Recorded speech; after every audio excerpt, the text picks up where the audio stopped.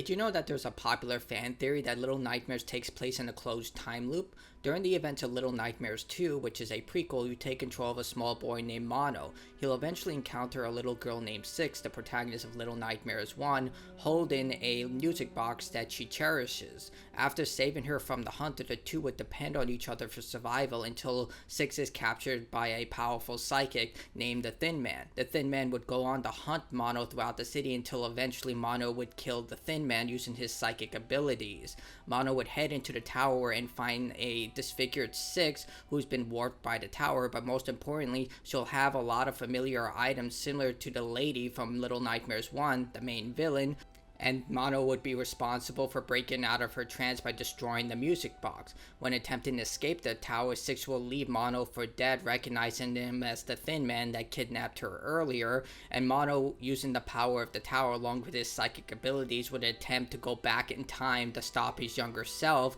but unfortunately will fail every single time, establishing this closed time loop. But this isn't all. Six is now infected with the hunger after she was kidnapped by the Thin Man and heads to the mall, this giant resort where a bunch of residents come to gorge themselves on huge buffets that's led by the lady, someone who feeds on the residents after they get fat enough. So Six will head through the mall as the hunger slowly consumes her, getting more ravenous with each meal, going from a sausage to a live rat to finally eating a gnome who happens to be children who have been turned by the lady. Eventually, Six will head into the main office and find the lady who's humming the same tune of the music box that Six holds so close to her. She'll also have the same imagery that was in the tower in her room.